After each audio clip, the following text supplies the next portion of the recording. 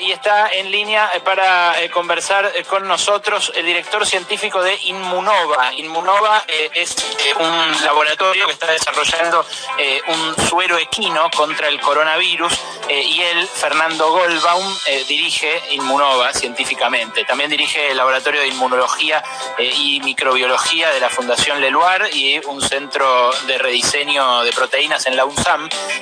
No sé dónde saca tiempo para hacer todo eso. Hola, Goldbaum, ¿cómo estás? Ale Berkovich te saluda. ¿Qué tal, Ale? Y además soy oyente asiduo de tu programa, así que... ¿En serio? Sí. Para mí es un orgullo. Es como charlar con un amigo, estar hablando con vos. Gracias, Fer. Nosotros te agradecemos mucho por un producto de calidad, pero haces cosas demasiado importantes para escuchar. Pasaron cosas. ¿Sabes? Nos vamos, pues nos da vergüenza. No, mentira, vamos a hacer la entrevista. Che, gracias, en serio, Fer. Bueno, ¿estuviste con el presidente nuevamente hablando sobre el suero equino? Sí, estuvimos con el ministro Ginés y con el presidente Linus Spatz, que es el director general de Immunova, Mariana Colonna, que es la directora de ensayos clínicos, y yo. Y fue una conversación, la verdad, que muy amable. Le explicamos, digamos, los alcances de este ensayo clínico que estamos comenzando y, bueno, también el compromiso que tenemos de escalar la producción de este medicamento para que, si el resultado de los ensayos clínicos nos acompaña y demostramos la eficacia, poder después abastecer con este producto a la mayor cantidad de casos en las etapas más tempranas de la enfermedad. Bueno, hoy salió una nota en el New York Times sobre el suero equino ¿verdad? Se lo vi a Nora Barr, lo tuiteó nuestra columnista científica, también editora de Ciencia de la Nación.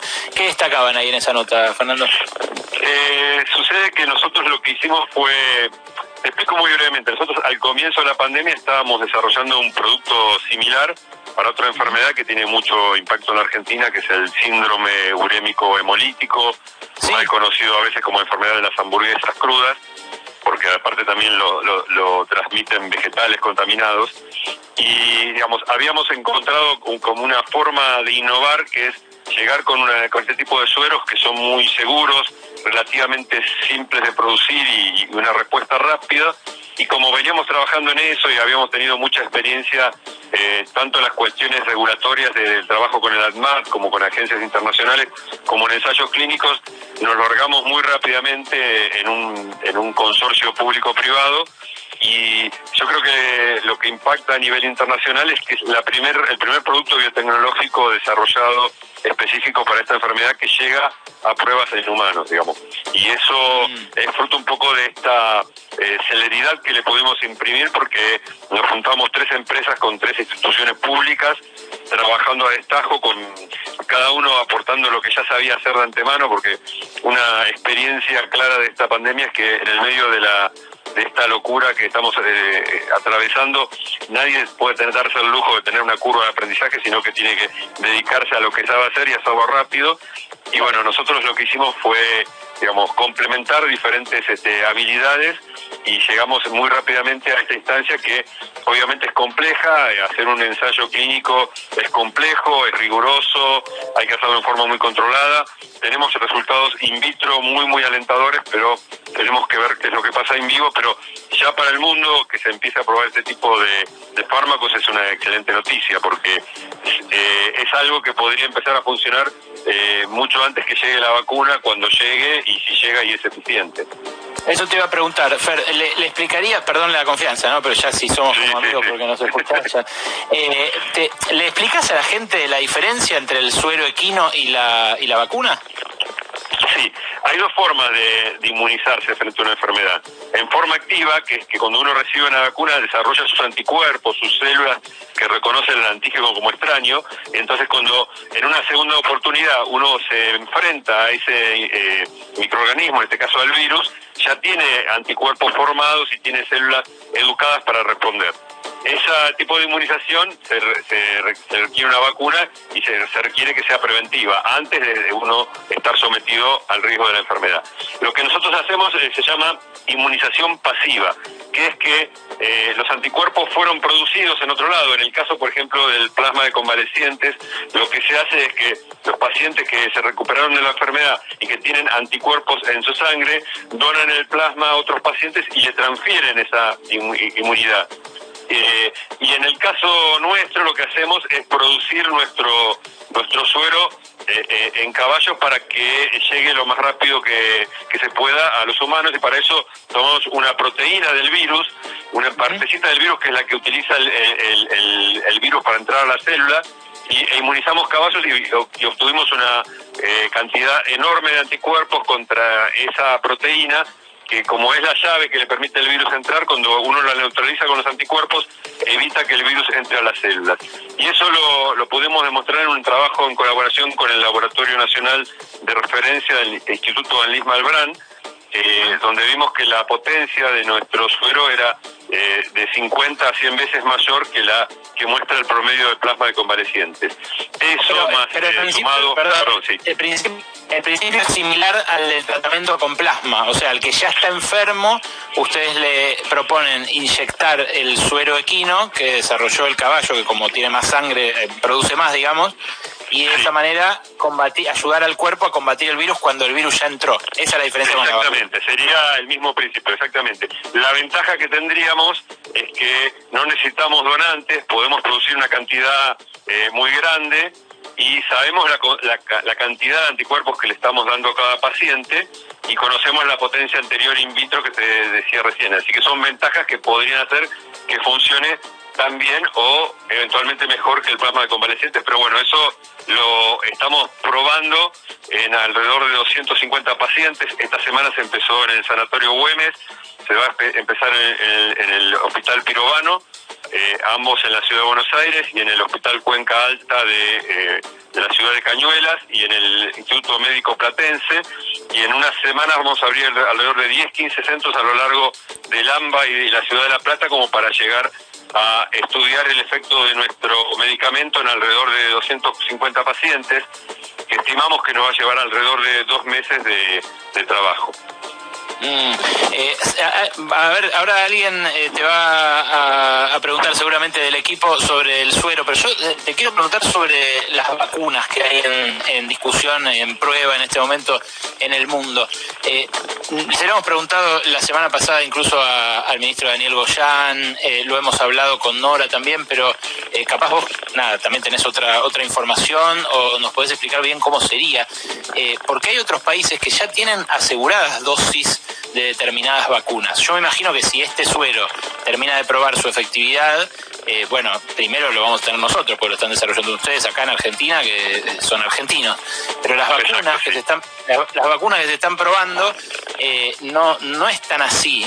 Lo que nos vienen respondiendo hasta ahora es, bueno, como se van a probar 2 en Argentina, ya a esas 2 tendríamos cierto acceso privilegiado, pero tampoco nos dicen van a tener 44 millones de dosis disponibles, no sé, en diciembre, ¿no? Sí, mira, yo, digamos, no soy experto en vacunas, leo la información y entiendo un poco más desde el punto de vista inmunológico que vos, pero no mucho más. Lo que entiendo es que las empresas están haciendo promesas y están produciendo a futuro, digamos, vendiendo. Vos como economista lo sabes muy bien, uno puede vender futuros, digamos, ¿no? Y yo creo que primero hay que demostrar la eficacia de esas vacunas, y después demostrar si se puede escalar, si las mismas son seguras. Hay muchos interrogantes en el medio. Yo la verdad que no conozco los detalles como para poder responderte la pregunta que me haces sobre la disponibilidad que habría en el país, pero digamos, lo que he leído, que sale en la prensa y en los reportes, es que la producción se va escalando, pero eso lleva tiempo. Entiendo, eso en respecto a la vacuna. Ahora, si el suero representa una mejoría importante para el tratamiento en fases tempranas, casi que se eliminaría el riesgo de colapso del sistema sanitario, ¿no? O sea, no te digo que podríamos salir del todo de la cuarentena, pero sería un gran avance, porque el miedo no es a contagiarse, sino a que colapse todo. Por eso es que estamos confinados. Sí, nuestro ensayo clínico está justo dirigido a demostrar lo que vos decís, digamos, que pacientes de moderados a graves con menos de 10 días de comienzo de la enfermedad, se les detenga la enfermedad, porque eventualmente, si lo que nosotros hipotetizamos funciona, los anticuerpos frenen la replicación viral y evite que el paciente se agrave, es decir, que llegue a terapia o que necesite asistencia respiratoria mecánica. Nosotros creemos que los anticuerpos le permitirían además al individuo desarrollar su propia respuesta inmune. Sería como una pausa que le permitiría al propio cuerpo reaccionar a tiempo. Qué interesante, qué interesante. Te quiero preguntar, Noelia Barral-Grigera, adelante, ¿no? Casi como hackear al virus, ¿no? Estaba pensando.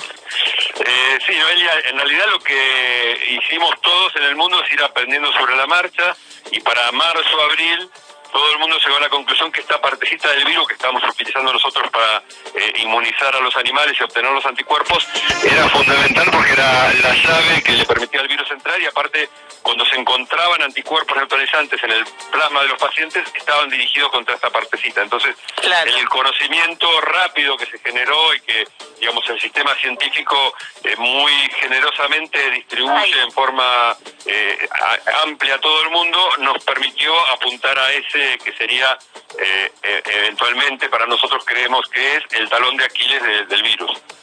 Claro, claro. Y te hago una consulta bastante vinculada a lo que te preguntaba recién, Ale, porque hay una disputa global, geopolítica, por echarle mano primero a cualquiera de estos paliativos, ni hablar de la vacuna. ¿Tuvieron algún apoyo del Estado argentino en esta investigación? ¿Cómo se dio eso? Sí, a principios de abril recibimos un apoyo del Ministerio de Ciencia, de la agencia específica, que nos dieron un subsidio para empezar a trabajar, y ahora estamos recibiendo apoyos del Ministerio de Industria, y Producción, de Martín Culfas. Estamos recibiendo un fondo y un crédito, porque lo que estamos haciendo es invertir a riesgo, es decir, estamos escalando la producción aún antes de saber que si esto funciona o no, porque la verdad que no nos da tiempo después hacerlo si tenemos un resultado positivo. La lógica de esta pandemia es muy loca, uno no puede descansar y esperar a ver qué pasa y después decidirse a producir, porque estamos trabajando todos sobre la urgencia, Lo que pasa es que si la pegan también, Fernando, me imagino un negocio gigantesco a nivel mundial.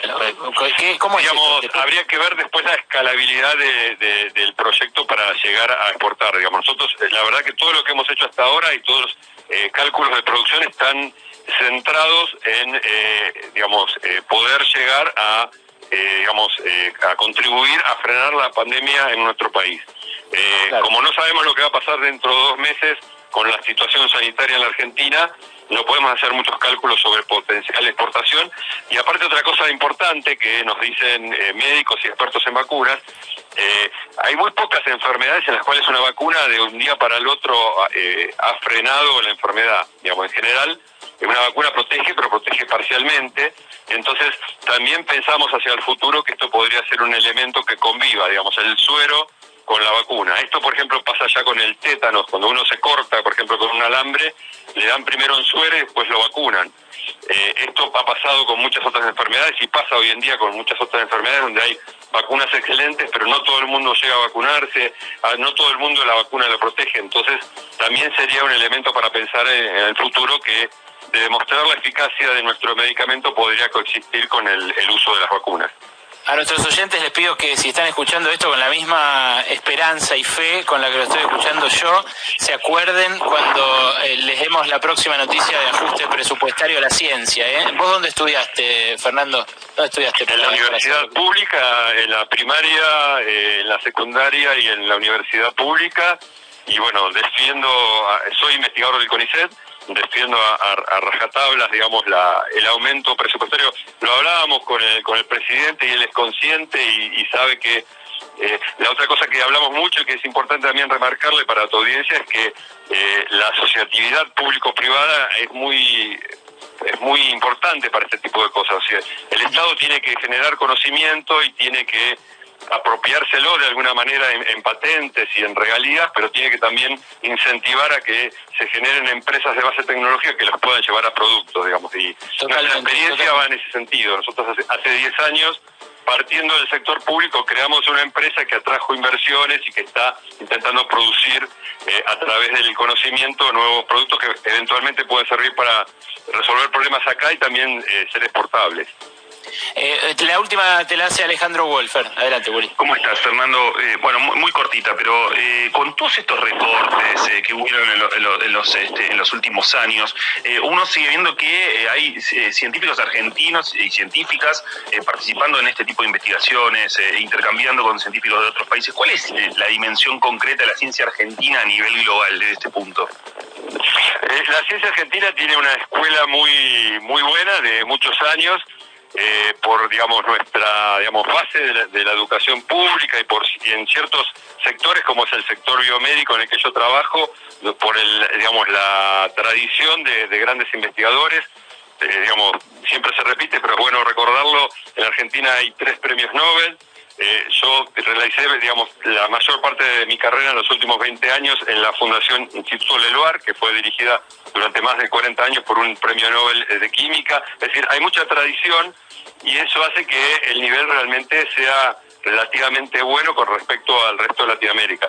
Lo que pasa es que para, llegar a productos y llegar a tener un impacto real se necesita mucha inversión del Estado y bueno, eso es algo que tiene muchos altibajos, sobre todo los últimos 4 años, en el cuatrenio entre 2015 y 2019, eso fue muy malo para la ciencia argentina y se siente el golpe. Clarísimo, Fernando, te agradezco mucho este rato que te tomaste. Anda a laburar porque es más importante lo que tenés que hacer que darnos bola a nosotros. Pero...